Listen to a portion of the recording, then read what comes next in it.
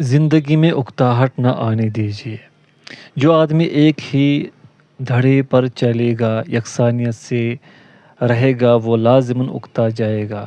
انسانی نفس یکسانیت سے اکتا جاتا ہے، اس لیے اللہ سبحانہ و تعالیٰ نے کائنات کے ذرے ذرے میں تغیر رکھ دیا ہے۔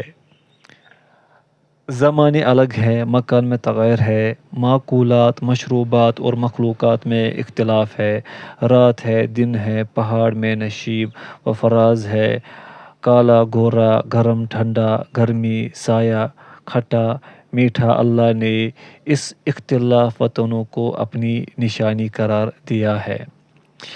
ان کے پیٹ سے مختلف رنگوں کا مشروب نکلتا ہے جس کے رنگ مختلف ہے۔ سورہ نمبر 16 آیت نمبر 69۔ اور کھجوروں کے درخت ہیں شاخ دار اور بعض ایسے ہیں جو بے شاخ ہیں۔ سورہ نمبر 13 آیت نمبر 4۔ اور زیتون اور انار جو باہم ایک دوسرے کے مشابہ بھی ہوتے ہیں اور ایک دوسرے کے مشابہ نہیں بھی ہوتے۔ سورہ نمبر 6 آیت نمبر 141۔ اور پہاڑوں کے مختلف حصے ہیں، سفید اور سرخ کہ ان کی بھی رنگتیں مختلف ہیں اور بہت گہرے سیاہ۔ سورہ نمبر 35 آیت نمبر 27۔ یہ گردش زمانہ ہے، ہم اسے لوگوں کے درمیان الٹتے پلٹتے رہتے ہیں۔ سورہ نمبر 3 آیت نمبر 140۔ بنی اسرائیل بہترین کھانے سے اکتا گئے کیونکہ اس میں یکسانیت تھی اور مدت سے کھا رہے تھے۔ ہم ایک ہی کھانے پر ہرگز صبر نہیں کر سکتے۔ سورہ نمبر 2 آیت نمبر 61۔ مامون ایک بار مطالعہ کر رہا تھا، کبھی بیٹھ کر پڑھتا، کبھی کھڑے ہو کر اور کبھی چلتے ہوئے، پھر کہتا آج نفس میں اکتاہٹ ہے۔ جو لوگ اللہ کو اٹھتے بیٹھتے اور اپنی کروٹوں پر لیٹے ہوئے یاد کرتے رہتے ہیں۔ سورہ نمبر 3 آیت نمبر 191۔ عبادت کو لیجیے، آپ ان میں تنوع اور جدت پائیں گے۔ کچھ اعمال قلبی ہیں تو کچھ قولی، کچھ عملی ہیں، کچھ مالی، نماز، زکوٰۃ، روزہ، حج، جہاد وغیرہ۔ پھر نماز میں بھی قیام و قعود، سجدہ و جلوس ہے، لہٰذا جو یہ چاہے کہ ہمیشہ نشاط، پھرتی اور چستی برقرار رہے، اسے اپنے علم و عمل اور روزمرہ کی زندگی میں تنوع پیدا کرنا چاہیے۔ مثلاً مطالعہ میں قرآن، تفسیر، سیرت، حدیث، فقہ، تاریخ و ادب اور عام معلومات وغیرہ رکھے۔ اسی طرح اپنے وقت کی تقسیم کرے، کچھ وقت عبادت کے لیے، کچھ کھانے کے لیے، کچھ لوگوں سے ملنے ملانے، مہمانداری، ورزش اور تفریح کے لیے خاص کرے۔ اس صورت میں مزاج میں ایک شوق پیدا ہوگا، نئے آئیڈیا آئیں گے کیونکہ نفس کو تنوع اور نیاپن مرغوب ہے۔ ایک عربی شاعر نے اس مفہوم کو یوں ادا کیا ہے: میری ممدوح کی دو حالتیں ہیں، شادی و غمی کی حالت، دونوں ہی روشن۔ ایک دن سخاوت کرتا اور لوگوں کو نوازتا ہے اور ایک دن لشکر میں شامل ہو کر موت کی جام انڈیلتا ہے۔ مضطرب ہونا چھوڑ دیں، آپ گھبرائیں نہیں کہ آپ کے رب کا فرمان ہے، کیا ہم نے تیرا سینہ کھول نہیں دیا؟ سورہ نمبر 94 آیت نمبر 1۔ یہ شرح صدر ہر اس شخص کو حاصل ہوگا جو حق کا حامل ہو، ہدایت کے راستہ کا راہی ہو اور نور کا متلاشی ہو۔ کیا کہتے ہیں اس شخص کے جس کا سینہ اللہ نے اسلام کے لیے کھول دیا ہے اور وہ اپنے رب کی طرف سے روشنی میں ہو؟ پس بربادی ان کے لیے ہے جن کے دل سخت ہے اور اللہ کو یاد نہیں کرتے۔ سورہ نمبر 39 آیت نمبر 22۔ مطلب یہ ہے کہ حق سے شرح صدر ہوتا ہے اور باطل سینہ کو تنگ کر دیتا ہے۔ جس شخص کو اللہ ہدایت دینا چاہتا ہے، اس کا سینہ اسلام کے لیے کھول دیتا ہے۔ سورہ نمبر 6 آیت نمبر 125۔ یعنی یہ دین ایسی غایت ہے جس تک وہی پہنچ سکتا ہے جسے اللہ ہدایت سے نوازے۔ نہ گھبرائے، اللہ ہمارے ساتھ ہے۔ سورہ نمبر 9 آیت نمبر 40۔ یہ کلمہ ہر اس شخص کو یا یاد رہتا ہے جو اللہ کے فضل و کرم، نصرت و مدد پر یقین رکھتا ہے۔ وہ لوگ جن سے کچھ لوگوں نے کہا کہ لوگوں نے تمہارے خلاف لاؤ لشکر جمع کر رکھے ہیں، ان سے ڈرو، تو اس دھمکی سے ان کے ایمان میں اضافہ ہی ہوا۔ وہ بول اٹھے ہمیں اللہ کافی ہے، وہ بہت ہی اچھا کارساز ہے۔ سورہ نمبر 3 آیت نمبر 173۔ اس کی مدد و نصرت اور سرپرستی آپ کی حفاظت کرے گی۔ اے نبی، آپ کو اور ان مومنوں کو جو آپ کی پیروی کر رہے ہیں اللہ کافی ہے۔ سورہ نمبر 8 آیت نمبر 64۔ جو لوگ بھی اس راستہ پر چلتے ہیں وہ کامیابی پاتے ہیں۔ اس حی و قیوم پر توکل کرو جس سے کبھی موت نہیں آئے گی۔ اس کے سوا جو بھی ہے وہ مرنے والا ہے، زوال پذیر ہے، اس کی عزت آنی جانی ہے، ہمیشہ والی نہیں۔ صبر کرے، اللہ پر بھروسہ رکھے، ان کے اوپر غم نہ کرے اور ان کی کفار چال بازیوں سے تنگی میں نہ پڑے۔ اللہ تقوی اختیار کرنے والوں کے ساتھ ہے اور ان کے ساتھ جو نیکی پر چلتے ہیں۔ یہ اللہ تعالیٰ کی معیت خاصہ ہے جو اس کے دوستوں کو ملتی ہے۔ جیسا ان کا تقوی اور جہاد ہوتا ہے اسی کے مطابق تائید و نصرت اور مدد انہیں ملتی ہے۔ کمزور نہ پڑو، غم نہ کرو، اگر تم مومن ہو تو تم ہی غالب رہو گے۔ اپنے رتبہ اور اپنی عبودیت میں ایسوں ہی کو رفعت ملی، یہ تمہیں بس تھوڑی ہی اذیت پہنچا سکیں گے، اور اگر یہ تم سے جنگ کرے تو پیٹھ پھیر کر بھاگ جائے اور ان کو کوئی مدد نہ ملے گی۔ اللہ نے یہ لکھ دیا ہے کہ میں اور میرے رسول غلبہ پائیں گے۔ اللہ قوی و عزت والا ہے۔ ہم یقیناً اپنے رسولوں اور ایمان لانے والوں کی مدد کریں گے، دنیا میں بھی اور آخرت میں بھی۔ اس عہد کی خلاف ورزی نہیں ہو سکتی، یہ وہ وعدہ ہے جو جھوٹا نہیں ہو سکتا۔ میں اپنا معاملہ اللہ کے سپرد کرتا ہوں، اللہ اپنے بندوں کو دیکھتا ہے۔ اللہ نے اسے ظالموں کے مکر سے بچا لیا، اور اللہ پر ہی اہل ایمان توکل کرتے ہیں۔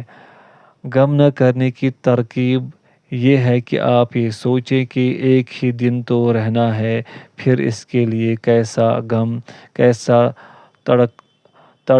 تڑکنا بھڑکنا۔ حدیث میں آتا ہے جب صبح کرو تو شام کا انتظار نہ کرو، جب شام کرو تو صبح کی امید میں نہ رہو۔ مطلب یہ ہے کہ آج کے دن کو آخری دن سمجھ کر رہے، نہ ماضی کو یاد کرے نہ مستقبل کی فکر۔ جیسا کہ شاعر کہتا ہے جو گزرا سو گزر گیا، جس کی امید ہے وہ غیب کی چیز ہے۔ آپ کا حقیقی وقت تو بس وہی ہے جس میں اب آپ ہیں۔ ماضی سے حد درجہ وابستگی اس کی یاد، جو مصائب اور تلخیاں گزر گئی، جو حادثات پیش آ چکے، ان کو سوچ سوچ کر کڑتے رہنا تو حماقت اور جنون کی ایک قسم ہے۔ ایک چینی مثل ہے، جس پل تک ابھی پہنچے نہیں ہو اسے پار نہ کرو۔ مطلب یہ آنے والے حادثات کی سوچ نہ کرو، اس کے تفکرات اور غموں کے چکر میں نہ پڑو، جب تک کہ آپ ان سے دوچار نہ ہو جاؤ۔ سلف میں کسی کا قول ہے کہ تمہارے پاس تو 3 ہی دن ہوتے ہیں، کل جو گزر چکا، کل جو آنے والا ہے، اور آج جس میں تمہیں اللہ سے ڈرنا چاہیے۔ اس کی زندگی کیا جو ماضی و حال مستقبل کے تفکرات اٹھاتے پھرتا ہے۔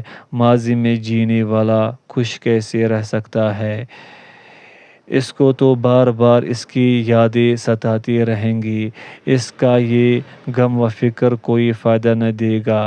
اوپر گزری حدیث کا مفہوم یہ ہے کہ تمہاری امید کم ہونی چاہیے، بس موت کو یاد کرو اور نیک عمل کرو، جس میں سے دوچار ہو اس دن کے علاوہ سوچو ہی مت۔ اپنے اعمال، اپنی سرگرمیاں اور پروگرام اس کے لیے بناؤ، اپنے اخلاق کو درست کرو، صحت پر توجہ دو، دوسروں کے ساتھ اپنے معاملات کی اصلاح کر لو۔ وقفہ۔ غم نہ کرے کیونکہ تقدیر لکھی جا چکی، جو ہونا ہے وہ ہو کر رہے گا۔ قلم لکھ چکا، صحیفے سمیٹ لیے گئے، ہر معاملہ طے شدہ ہے۔ اس لیے آپ کے غم اور رنج سے نہ کوئی چیز مقدم ہو سکتی ہے نہ مؤخر، نہ کم نہ زیادہ۔ کیا غم کر کے آپ زمانہ کی رفتار روکنا اور سورج کو قید کرنا، گھڑی کی سوئیوں کو پیچھے کرنا، الٹے پاؤں پھرنا، نہر کو سر چشمہ کی طرف پلٹانا چاہتے ہیں؟ غم نہ کرے کیونکہ غم ایک بدسموم ہے جس سے فضا خراب ہوتی ہے، پانی سڑ جاتا ہے، آسمان میں بو پھیل جاتی ہے اور سرسبز باغ سوکھ اور کھلے پھول ٹوٹ جاتے ہیں۔ غم نہ کرے کیونکہ غمگین آدمی اس بیکار نہر کی مانند ہے جو سمندر سے نکلتی اور پھر سمندر میں گر جاتی ہے، جیسے وہ بوڑھی عورت جو سوت کاٹ کر ٹکڑے ٹکڑے کر دے، یا جیسے کوئی ایسے تھیلے میں ہوا بھر رہا ہو جس میں سوراخ ہو، یا جیسے کوئی انگلی سے پانی پر لکھے۔ آپ غم نہ کریں کیونکہ آپ کی حقیقی عمر وہی ہے جس میں روح خوش ہو اور دل کو سکون ملے۔ اس لیے اپنے ایام رنج و الم میں اور اپنی راتیں تفکرات کے سائے میں بسر نہ کرے، اپنی عمر ضائع نہ کرے۔ اللہ تعالیٰ حد سے گزرنے والوں کو پسند نہیں کرتا۔ اللہ تعالیٰ گناہ معاف کرنے والا اور توبہ قبول کرنے والا ہے۔ کیا اللہ کے اس فرمان آپ کہہ دیجئے، اے میرے بندو جنہوں نے اپنے اوپر ظلم کیا ہے، اللہ کی رحمت سے مایوس نہ ہو، اللہ تمام گناہوں کو معاف کر دے گا، وہ غفور الرحیم ہے۔ سے آپ کے سینہ کو ٹھنڈک نہیں ملتی اور آپ کا غم وندہ دور نہیں ہوتا۔ اس فرمان میں اللہ نے انہیں اے میرے بندو کہہ کر خطاب کیا کہ ان کی تالیف قلب ہو، ان کی روحوں کو سکون ملے۔ خاص مخاطب ہے مسرفین، زیادہ گناہ کرنے والے۔ جب ان کا یہ حال ہے تو دوسروں کے ساتھ تو بدرجہ اولیٰ یہ معاملہ ہوگا۔ ان کو اس سے روکا ہے کہ وہ مغفرت سے مایوس ہو جائے اور بتائے کہ توبہ کرنے والے کے تمام گناہ چھوٹے ہوں یا بڑے، کم یا زیادہ، وہ معاف کر دے گا۔ پھر اپنے بارے میں بتاکید بتایا کہ وہ غفور الرحیم ہے۔ اعلی تعریف کمال صفت کا مقتضی ہے۔ ایک اور جگہ فرمایا، وہ لوگ جنہوں نے برائی کی یا اپنے اوپر ظلم کیا، انہوں نے اللہ کو یاد کیا، اپنے گناہوں پر استغفار کیا، اللہ کے علاوہ کون ہے معاف کرنے والا، اور انہوں نے جانتے بوجھتے اپنے گناہوں پر اصرار نہیں کیا۔ سورہ نمبر 3 آیت نمبر 135۔ اور فرمایا، جو شخص گناہ کرتا ہے، اپنے اوپر ظلم کرتا ہے، پھر اللہ سے استغفار کرتا ہے، وہ اللہ کو بخشنے والا، مہربانی کرنے والا پائے گا۔ سورہ نمبر 4 آیت نمبر 110۔ اور فرمایا، اگر تم کبائر سے دور رہو تو ہم تمہاری خطائیں بخش دیں گے اور تمہیں عزت اور بزرگی کی جگہ داخل کریں گے۔ سورہ نمبر 4 آیت نمبر 31۔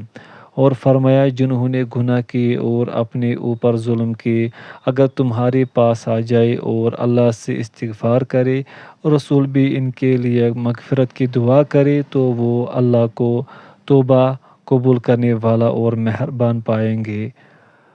سورہ نمبر 4 آیت نمبر 64۔ فرمایا، ہاں بے شک میں انہیں بخش دینے والا ہوں جو توبہ کرے، ایمان لائے، نیک عمل کرے اور راہ راست پر بھی رہے۔ سورہ نمبر 20 آیت نمبر 82۔ حضرت موسیٰ علیہ السلام نے جب ایک آدمی کو قتل کر دیا تو فرمایا، میرے رب، میں نے اپنے اوپر ظلم کر لیا، اس لیے مجھے معاف فرما۔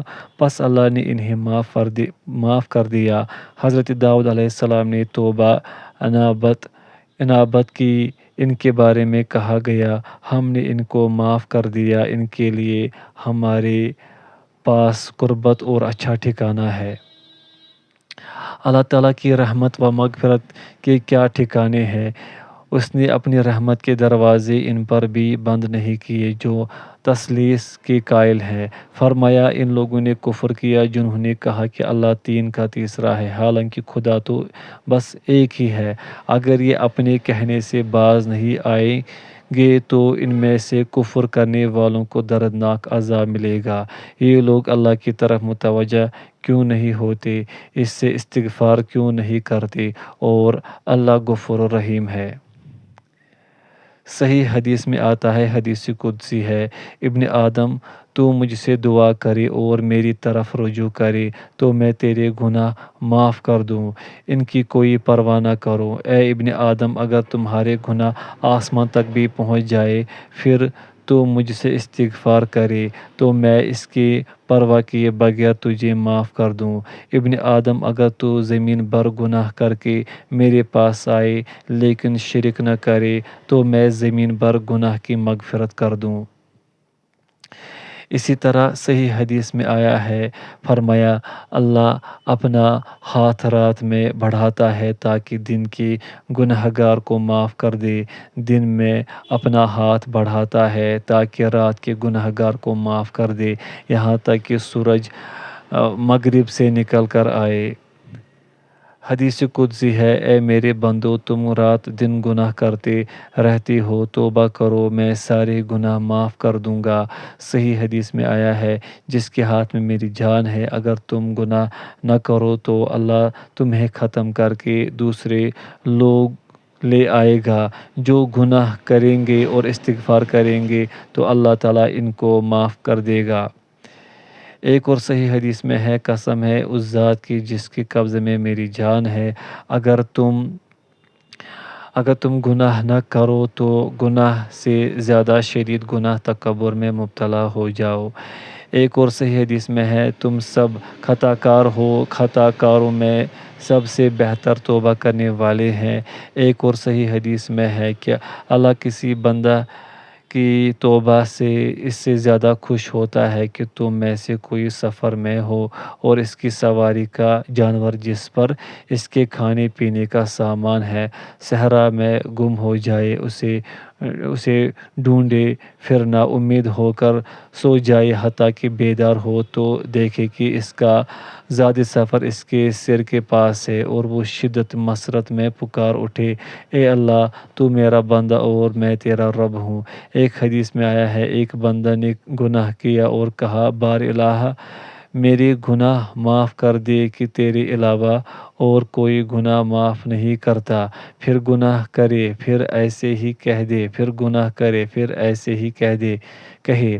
اس پر اللہ فرماتا ہے، میرا بندہ جانتا ہے کہ اس کا رب گناہ پر پکڑتا بھی ہے، معاف بھی کر دیتا ہے، لہٰذا میرا بندہ جو چاہے کرے۔ مطلب یہ ہے کہ جب تک بندہ نادم ہوتا، توبہ کرتا اور استغفار کرتا رہے گا تو میں اسے معاف کرتا رہوں گا۔ غم نہ کرے کہ ہر چیز قضا و قدر سے ہوتی ہے۔ تمام اہل اسلام کا عقیدہ ہے کہ ہر چیز تقدیر سے ہوتی ہے۔ کائنات میں کوئی پتا بھی نہیں کھٹکتا مگر یہ کہ وہ اللہ کے علم میں ہوتا ہے، اس کے اذن سے ہوتا ہے۔ زمین میں یا تمہاری نفسوں میں جو کچھ بھی مصیبت پہنچتی ہے وہ ان کے پیدا کرنے سے پہلے ہی ایک کتاب میں لکھی جا چکی ہے، یہ اللہ کے لیے بہت آسان ہے۔ سورہ نمبر 57 آیت نمبر 22۔ ہم نے ہر چیز کو ایک اندازہ کے ساتھ پیدا کیا ہے۔ سورہ نمبر 54 آیت نمبر 49۔ ہم تم کو آزمائیں گے کچھ کھو، بھوک اور اموال، انفس اور پھلوں میں نقصان سے۔ سورہ نمبر 2 آیت نمبر 155۔ حدیث میں آیا ہے، مومن کا معاملہ بھی عجیب ہے، اس کا ہر معاملہ خیر ہی خیر ہے، اگر تنگی لاحق ہو اور صبر کرے تو بھی خیر ہے، اگر خوشحالی ہو اور شکر کرے تو بھی خیر ہے، اور یہ بس مومن کے ساتھ ہی ہے۔ ایک صحیح حدیث ہے، آپ صلی اللہ علیہ وسلم نے فرمایا، تم مانگو تو اللہ سے مانگو، مدد چاہو تو اللہ سے چاہو، جان لو کہ سارے لوگ جمع ہو کر بھی تمہیں فائدہ پہنچانا چاہے تو وہی فائدہ پہنچا سکیں گے جو اللہ نے لکھ دیا ہے، اسی طرح جو نقصان اللہ نے لکھ دیا ہے اس کے علاوہ کوئی نقصان نہیں پہنچا سکتے، چاہے سب ہی جمع ہو کر ایسا کرنا چاہے۔ قلم اٹھا لیے گئے ہیں، صحیفے سو گئے ہیں۔ ایک اور حدیث میں ہے، جان لو کہ جو پہنچا وہ تم سے چھوٹ نہ سکتا تھا، اور جو تم سے چھوٹ گیا وہ تمہیں پہنچنے والا نہ تھا، اور فرمایا جو تمہیں لاحق ہونے والا ہے اس سے قلم سوکھ گیا ہے۔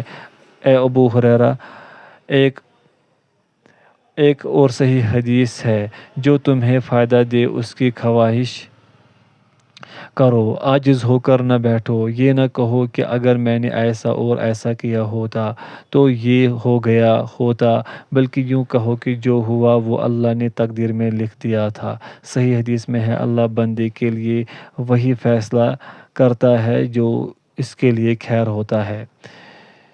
شیخ الاسلام ابن تیمیہ رحمہ اللہ سے پوچھا گیا، کیا معصیت بندے کے لیے خیر ہے؟ کہا ہاں، اگر اس کے بعد ندامت، توبہ، استغفار و انکسار ہو۔ اللہ تعالیٰ فرماتا ہے، ہو سکتا ہے کہ جس شے کو تم برا سمجھو وہ تمہارے لیے بہتر ہو، اور جسے تم اچھا سمجھو وہ تمہارے لیے شر ہو۔ اللہ وہ جانتا ہے جو تم نہیں جانتے۔